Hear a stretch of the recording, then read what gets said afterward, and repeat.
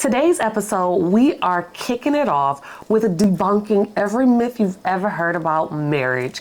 We're just like telling social media to pipe down, right? We are talking about why marriage is dope. Of course, there are a million reasons, but we're gonna give you our top 4 reasons why marriage is dope. So look, when we come back, take your notepad out, get ready for some information. We're gonna let you know why marriage is dope.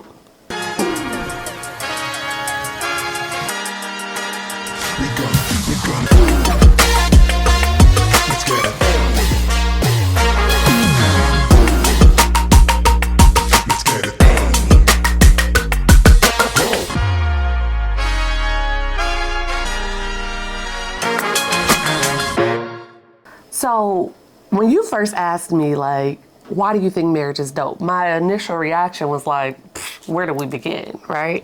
And then when I really thought about it, the first thing that kind of like stood out to me was the best date ever. I like that. He's the best date ever. Mm-hmm. In marriage, you don't stop dating. You're still dating heavily. You're still hanging out. Yep. You're still getting to know each other through the different seasons of life, right? But it's no posturing. No. It's no, my representative. It's no hiding back vulnerabilities. It's no, none of the stuff you have to go through with dating. You could be authentic self. Totally. Because guess what? When you're dating, nobody wants to date your flaws. No.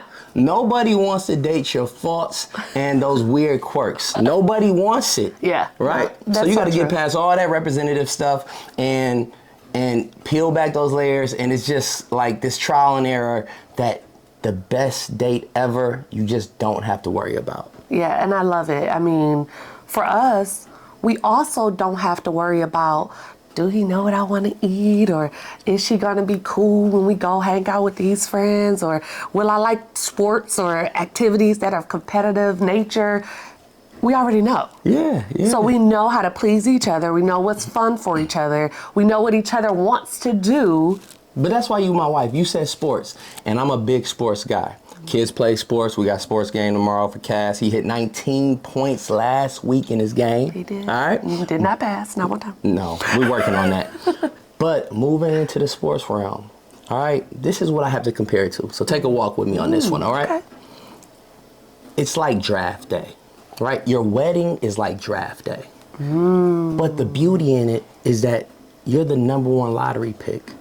And you're going to your ideal team, okay? And so that is the start, right? And so they accept you for who you are. Okay. You get to go in there with no mask. You get to go there and be your authentic self. Yes. Right? Yes. And that right there is like, to me, one of the first dope things about marriage. Absolutely. No guesswork. Man, no guesswork. No posturing, like you said. No guesswork, posturing. right? Yeah. You're stepping in as the top pick for your spouse, right? And they want you, all of you. Yeah. Right? They want you for the positives. Yeah. They're going to take your faults, and y'all going to come together, and guess what? Now we begin. And we're building a team around each other. Our family, our careers, our everything. It's all centered around that draft pick. Building. Look at me with my little sports analogy, too. That's right. Man, come on, baby. Come on, baby. You on it. Come on. We locked in. You know? So I mean, dating is like, it could be exciting. It could be some mystery to it. But it also can be like the worst thing ever. Oh, yeah. It takes out all of the bull. Because guess what? We still dating. Absolutely. But we get to do it the way we want. We could just kick it here today. We could take it easy. You know, we could come down to the bar, grab your favorite drink, and we can just be our authentic self. We don't have to, like you said, posture. Yeah. There's no playing. No. Right? That was the first thing that came to my head. I was like, I'm dating my partner, and if I, snort when I laugh. I love it. It is what it is. Yeah, you know exactly what you're getting. Yeah. And that's the beauty of it. Love it. So what you got? I got number 2. All right. You have a live-in best friend. Ooh. Or some would call it live-in BFF. Yeah. Your tax BFF. Look, that's the next video, baby. We're not doing that right now. This is finding love. Come on now, relax. Chill, all right? See, that's what happens too. You gotta, she put me in my place, I put her in her place. Look, we good. But you got your live-in BFF, man. Yeah. And that's the best thing, because before this, most of the wins and the losses or lessons learned is just by yourself, right? It's just idle time and this, that, and the other, right? Mm-hmm. But guess what? Now you're here. Mm-hmm. And take another walk with me. Oh. This was a prime example. During COVID started my birthday month in March. Yeah. And everybody caught COVID on my birthday, March 15th. Me, my wife, friends, everything. We didn't know it was COVID at that time. Yeah. But let's fast forward to about 2 weeks later. Everybody's at home. Everything's on lockdown. And this is where that BFF come to play, all right? My wife is still doing tax season. She's, figuring it out. And she is like, look, we just got over COVID. We don't know what's happening. She's looking outside every day and it's great. It's just gray outside. And, my wife gets seasonal depression. It's tax seasonal depression, okay? And so I say, you know what? We're going to go to Florida. Yeah. Right? It's like the sun done illuminated the room. And so right then and there, we said, okay, we're going to do this. We're going to pack up the car. We're going to pack up Cass because Penny wasn't here yet. Pack up Cam. And we going to bust it down 75. Yeah, right? Yeah. This would have never happened if I was just solo. But I saw her face. She was reaching out with the mind. We right here. Telepathy. Is that what it is, baby? Is that what it is? Right there. And she said what she said. I said, we doing this. We bust it down 75. Yeah. Instantly, smile on her face. Soon as we see palm trees, the sun comes out, we get down there in record time because nobody's on the road. Nobody. We rolling down there together. Yeah. Everybody out there, all of our single friends hitting us up, they going stir crazy. They don't know what to do. They trying to figure out ways down to Florida. Yeah. And we go down there and, we open up the house and, man, we stay down there. Well, she stayed down there about 60 days. I'm back and forth. I probably ended up about 45 days. And that, to me, is an example, baby, of a live-in BFF where we dealt with a pandemic together, a road trip, with last minute with the baby. Cass did throw up on that car ride. Yeah, he did. But guess what? We made it to Florida, so it was all good. It was hot. So, live-in BFF. For sure. Yeah. I mean, it's like that childhood dream. You always want your BFF to come over and spend a night. You want to be with them all the time because you wanted to laugh at things and talk about things and let that person know you had a bad day and talk it through and all of that good stuff. And we get to live out that really, giddy childhood dream every single day. Yeah. So when something positive happens, when something negative happens, I'm coming to you. We're talking about it. We're talking through it. And a lot of times with the busy hustle and bustle of life, your other BFFs, your other friends, you ain't got time to call them, or you forget, or, you got something else you could be doing. Well, I'm cooking and I'm with the kids and I'm working and we're still talking. We're in the same house. We're in the same bed, one of the things I cherish is when we're getting ready for bed and we're laying in bed and we just kind of recap the day. Yeah. Here's the tea of the day. Here's a conversation I had with one of our children today. Need your input on that. Whatever it is, it's one of my favorite pastimes. Yep. It's I'm getting to wind down. I'm getting to unload. Mm-hmm. So now my mind isn't wheels turning, going crazy, crazy, crazy. I can go to sleep. Mm-hmm. I let my BFF handle it. We done talk through it. We know what we're gonna do tomorrow to make things better and greater. And boom.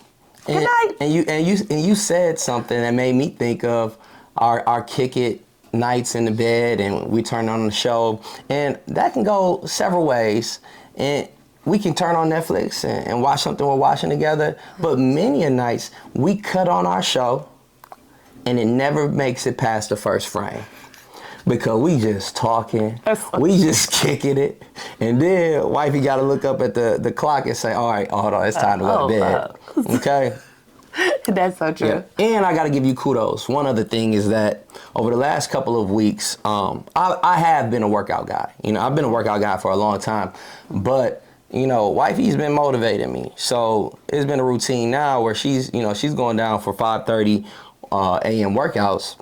And, you know, I let her do the Peloton warm-up I'm about 5 minutes delayed. But I come down there, man, my day's so much better. Yeah. Everything's so much more productive. My mind's going, my blood is flowing, and we rolling. And I'm only, this is pre-recorded, but I'm only a few weeks away from my 40th birthday. So, wifey getting me together. Yeah. Only your best friends inspire you like that. Yeah. And we live here together. We get to do this all the time. All the time. All right. No, that's good. That's good. I like that one. Yeah. So I'm going to go with number 3. All right, come on. Security. I mean, you know, they say women want to be loved, men want to be respected, right? Mm-hmm. And I find security in knowing that you're trying to love me every day. You're choosing to love me every day. And you're learning to love me in the way that I want to be loved every day. And I know for a fact I respect you and support you and all of that good stuff, right? So I know that we will forever give each other what we need. Mm-hmm. That's light work for us. Oh, yeah. Oh, yeah. So as long as we are loving, respecting each other, I have security in knowing that we'll make it through anything. And I love that you brought that up because when we also had our kicking session with our couples, right? I appreciate those moments because a lot of times it gives different perspectives. Mm-hmm. Okay, so we're married couples and we're married men at the table and we understand each other, right? Mm-hmm. We speak the same language. Almost so much so that we forget the language we used to speak when we were single. Yeah. And so Marcus brought up a good point. He said that, you know, basically a lot of times people just think of security and, you know, they think of security of what women feel, right? He called it reverse security. So shout out to Marcus Gowdy, and his beautiful wife, Shane. And that's a good point, right? Yeah. Because you absolutely, as a man, as an alpha male, you feel security here. And you explore different types of securities. Yeah, that's good. Right? Yeah. One thing that you have helped me tremendously with is my faith walk. And that's spiritual security right here. Health security. She got me smoothies every morning. She getting me together. I mean, you just didn't live that healthy lifestyle as well before marriage, right? Right. And there is a strength to you as well, right? Because there are things that we want to bear on our shoulders, but there are some times where you want to kick it, and it could be as petty as a teacher at a school, and we feel like they talking about my baby girl a certain way. We locked in, and we gonna ante up, and we coming. Or even if it's so some co-parenting issues, and you want to bounce something else and try to get somewhat of an objective opinion, right? I got security here, right? And as a man, the dopeness, one of the dope things, this is what the third dope thing is that the man has absolute security in marriage with his wife. I like that a lot. I mean, even one of the things that you said about like smoothies and working out and stuff, I read that the wife, is basically the key holder to the health and wellness and longevity of life of everybody that's in her household. Yeah. And that stuck with me. I'm like, whew. And I feel like you shared stats with me, but I've heard this other places that married men live longer. Absolutely. I'm going to come back with the stat, but I would love to know the average lifespan, or somebody tap in with us, comment below, and let us know if they know the normal age or the average age of a single man passing versus the average age of a married man passing. Yeah. I'm good. So y'all can let me know. He lives forever. I'm living forever right here. And even the book I'm reading right now is The Wealth Choice by Dennis Kimbrough. And he has a whole section about how this 1,000 black millionaires that he interviewed for this book, the vast majority of them were married. And the vast majority of them were married to their first wife. Wow. Which I thought was another big stat. Like, people who are into like building wealth, really about their business, they choose partners better. Wow. And then when they choose, they stay. Yeah. And with their partners, they are able to grow in so many ways. And one of the ways is in their pockets. There you go. So, the security of knowing that we are partners and knowing that we have a responsibility to each other to make each other greater. Yep.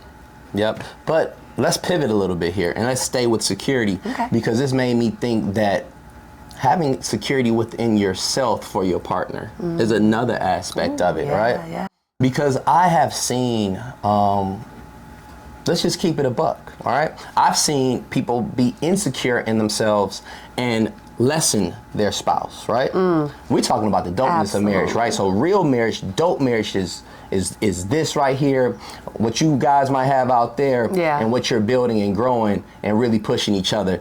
But I've seen people be insecure where they don't want their spouse going nowhere, right? Yeah. Unless it's with them, they got to be lockstep and they have to do everything together, right? And so there's one thing to want that, right? Yeah. I want to do everything with you. I know, right? But guess what? You said, man, go out with your boys. Yeah. You need a boys trip. You need a girls trip. Yeah. Even today, you see, you didn't know this, but I booked her a room today. It's tax season. I booked her a room. So after this, give her a room key. And guess what she has? She has one night all to herself. She probably gonna be working, but I got the kids. I am secure. Give her some wine. Yeah. And that's another level of security that I'm just kind of thinking of, right? That's good. Yeah. No, I mean, you don't even think about those things. Well, I don't think about those things because we're just living life, right? Yeah. I appreciate you for that, and I feel seen because of that. But that is some security. Yeah. Or even like, if I want to wear something, I'm like, is this too sexy? Oh, come on. You're like, what? Look at that. Whereas some people would be like, oh, my woman could never. I love that. I love it. So that security and your confidence in us also gives me a little extra, like, psh, boy. Yeah, come on. It's like that's a reverse security. Knowing that you feel so secure in our relationship gives me extra security. Like, we got this. Yeah, we secure. We like locked in. Yeah, we locked, secure. Yeah, for sure. Yeah. So I think we gotta go to number 4. Number four, and transitioning to a married man, and now together for 10 years, married for 7, going on 8. Yeah. You learn a lot about intimacy. Intimacy is something that's not something that's really taught to us as young men, right? Young boys, young men, we're taught, skills to hunt, right? Skills to be alpha dogs, skills to have a brotherhood. But there's real intimacy past just sexual. Now, we love that too. We love the sexual. Don't take that the wrong way, and don't take that away, okay? We love the sexual intimacy. You said on the podcast. No. All right, so yes, but it is way more, and it goes way deeper. Yes. Would you agree? Yes, absolutely. I mean, just the intimacy of our conversations here that we are sharing with the world, which is like so crazy to me. Like, oh my gosh, I was so vulnerable. But the intimacy of these conversations really give us a deeper dive into our thought process and what we are feeling in certain moments. Yeah. Like we'll tell each other we appreciate you, or I support you, or I love you, I'm there for you type of stuff. But we kind of dive and get a little layer underneath as we're trying to explain it for you guys, right? And in those moments, the connection that I feel, the connection that I feel is like strengthened. Yeah. That's intimacy. Yeah. You know, and intimacy also is being able to recognize that you are trying to give me what I want, right? Like, I don't expect you just to be like, I know Jenni down pat. I know exactly what she needs in every single moment, but I see you trying. I see you reevaluating, you know? And that is intimate to me. Yeah. That is sexy. Yeah. You know? And those moments of like passion and I want you and I want to be here with you are very intimate. And I think this is the downfall of a lot of marriages is that they get too routine. They get to, oh, I got the kids, I got work, I cooked dinner, we put the kids down, I fell asleep, and again and again and again. Yeah. We make time for each other. Yeah. We make time for our children. Like, we have intimate moments with our kids too. You know, intimacy is, I think, one of the biggest components of any healthy relationship. Yeah, yeah. Whether it is, you know, with your children or with your spouse. Yeah. But in those moments of being like, I could be washing some clothes, I could be prepping dinner for the week, I could be finishing up some work calls, I could be doing anything else in the world. This is our time. Yep. This is my family time. This is my husband's time. Yeah, and feeding into your spouse is really what intimacy is to me if you just want to just baseline it, right? You're feeding into them. And sometimes, a lot of the time, I've learned that listening can be a strong form of intimacy, right? And if, you know, I always like to show my work. So if I have to say an example, and I'll bring it to current tax season, right? I mean, you have long, stressful days. They get very long and stressful. So sometimes I have to just be a fly on the wall and know say, okay, this is a listening day, or need to have you just kind of unload a little bit. And if you're truly being intimate and you're really being intentional as a husband, then you're feeling the loading come off your wife, right? Yeah. And then maybe that frown turns into a smirk or a smile, and then we can transition to a more pleasant evening or more unweighted evening. And so even that can be intimacy. And guess what? In feeding you, I'm fed. Right? Now we're good, right? If you're good, now I'm good. Yeah. And as a husband, I'm with you. I'm locked in, and I'm like, yep, we do that, right? Now, it might not happen all the time, but that to me should be the intention. And intimacy can have several different ways to get there that can grow the intimacy between me and you. So I think that I'm almost like, is this a bonus round or something? But I think that those 4 things are components of every strong, healthy relationship. And they are absolutely the reasons why I think, you know, marriage is so dope. And I definitely encourage it. But I was thinking back to our conversation with all of our married couples too, right?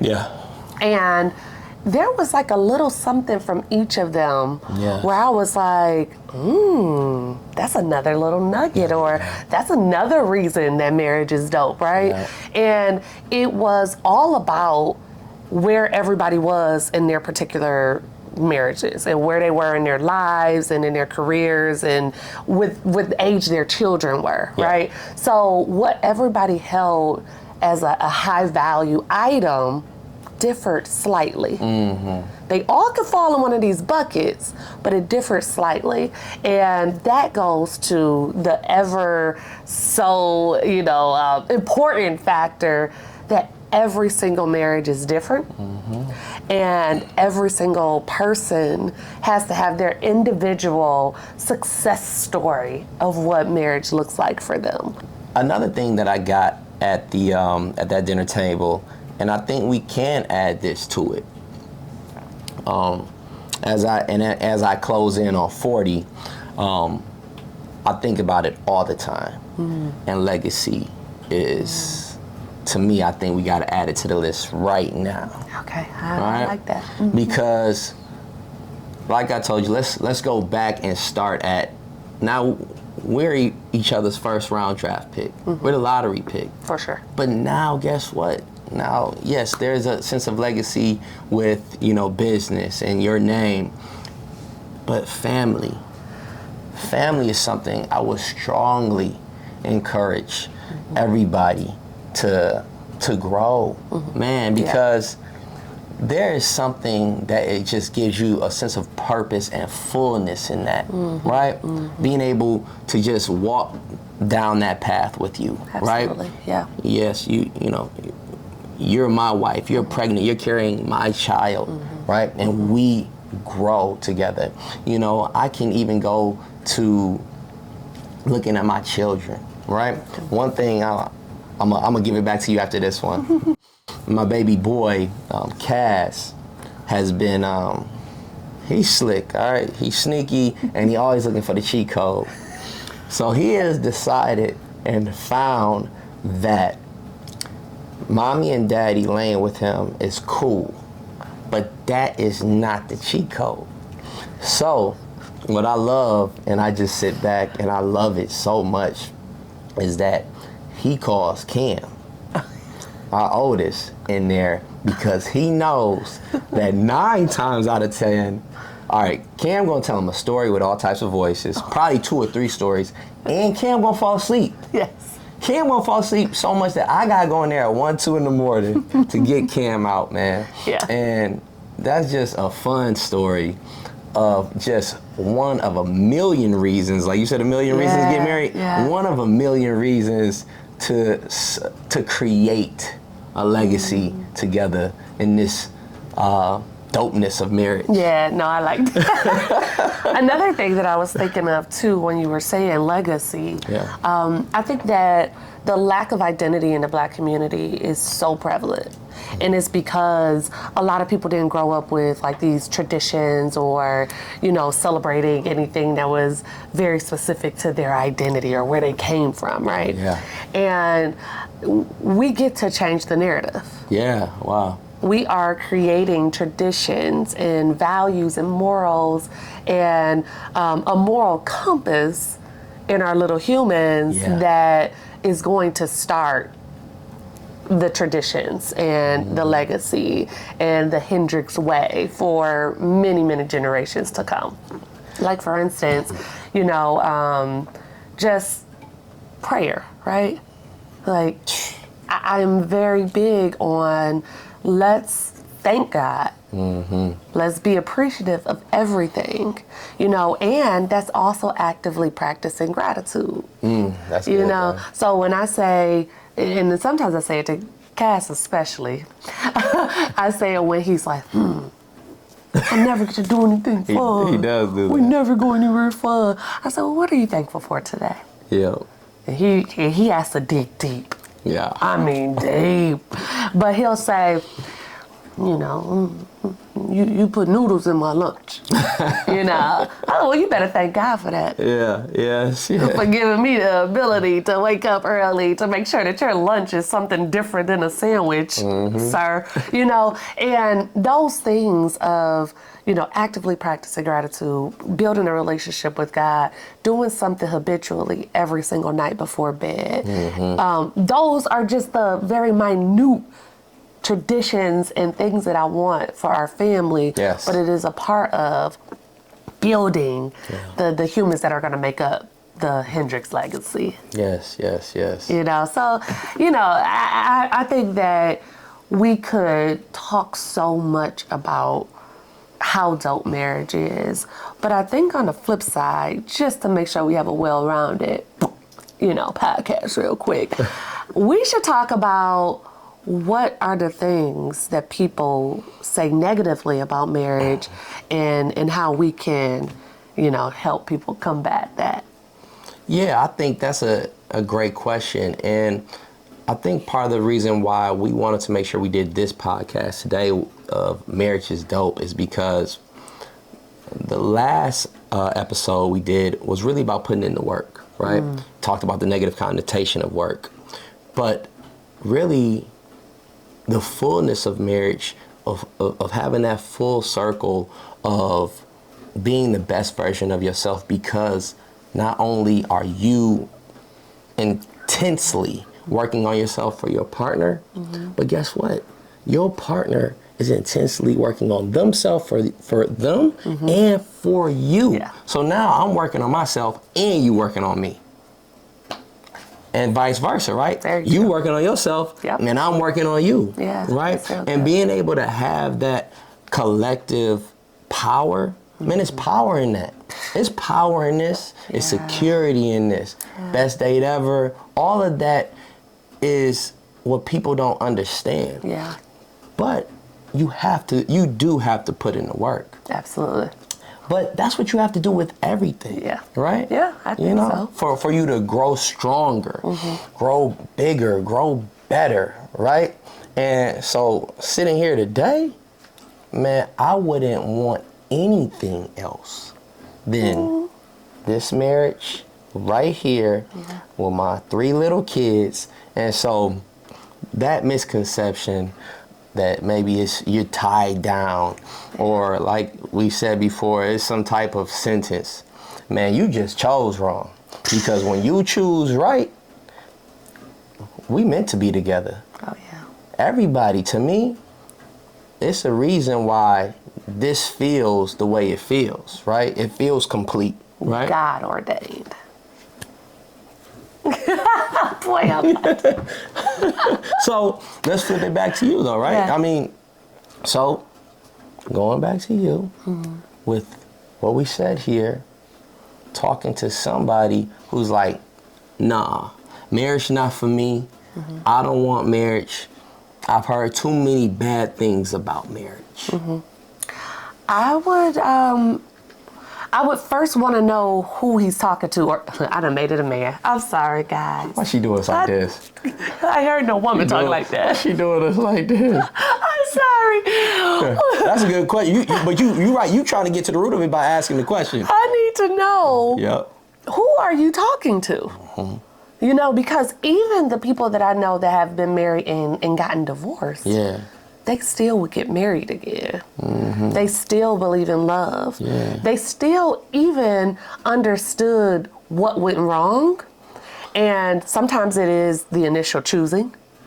Yeah. You knew you weren't supposed to be with that Nah, person. you weren't. Or you got married out of some type of necessity. Yeah. I got pregnant, or he paid all the bills, or, she had the house, whatever. It's rooted in all of the wrong reasons. So if you tell me that you know a bunch of people who fell in love dating, communicated well, got married after some time of really getting to know each other and going through some adversity with each other, and then they say Yep. everything just changed, or it went to kaput once they got married, then that's where the conversation I would want to have start. But I believe Yeah. 100% that won't happen. Yeah. They got married too fast. They got married, too immaturely, or for the wrong reasons, or because it was right, because in the eyes of God, or what, it's so many reasons that can be wrong. And for us, we organically grew our friendship. We worked together, so we knew what it would look like as far as finances. That's right. We grew our spiritual walk together. We went through stuff together. We were raising it through stuff. I know. Oh, go man. through. You know, we were raising a kid together, yeah. you know, all of that stuff, and being able to see him as a father and being able to understand him as a provider, all of those things, I was able to see what his true character was. And that was invaluable to us beginning our relationship and developing before just jumping into marriage. I think that was perfect that you said you would lead with asking the question versus just imparting it, because it's going to isolate what the real thought is or the feedback that they got. Oh, yeah. Sometimes it's the wrong audience, right? Yeah. You come sit down with the Hendrixes or at that table with the Lawsons and the Gowdies and the Forbes. Yeah. Now that's a different audience for you, all right? I want to get married tomorrow. So asking that question is extremely important, because now we can see we're peeling back those layers of that person. Yeah. So that's and good. I think that what you said is that a lot of times in communicating, period, you are so quick to give the answer when I probably could get to the root of your negative thoughts about marriage by asking you these questions.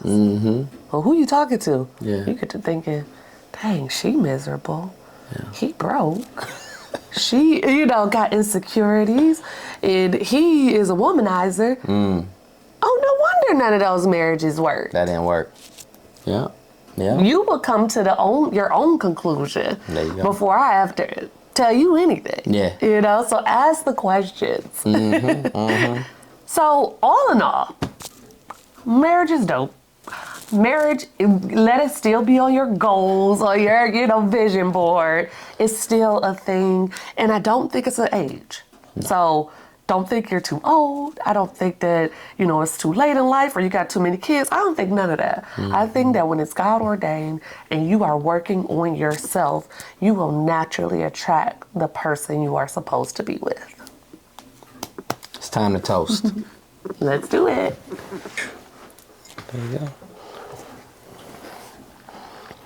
So, please, everybody, grab your libations. It's time to toast. Look, we have to make sure that we have the serious conversations about marriage. But guess what? There's fun conversations to be had as well. And that is why marriage is dope. And that is why we want to have these moments together with each other. Absolutely. But we also want to have these moments with you, because it's important to know why we say what we say and why we believe what we believe. And so we like when you also take this walk with us, because this is a community, right? And so we're growing together, we're learning together. And so today was a real pleasure. Really appreciate you guys coming out. And look, I got a little bit Sauvignon Blanc for my wife before I send her on her way to her hotel room, and I have the kids. So cheers. Cheers. Marriage is dope. Thank you so much for tuning in. It has been a journey of love, of understanding, of vulnerability, and we are just so appreciative that you have joined us for another episode of Finding Love. And we want to invite you into our Finding Love community. And one of the best ways to do that is clicking that subscribe button right down there. If you want to tune in with us more, kick it with us more, learn more about Finding Love, we definitely want you to follow us on all social media at I Am Finding Love. And I am Jenni L. Hendrix on all social media platforms. Jenni with an I, L. Hendrix with an I-X. Hey, there you go, baby. And mine is Stephen Hendrix, #1. And also, for anybody's listening to us on one of these amazing podcast platforms, please rate, review, comment. We really appreciate you. We gonna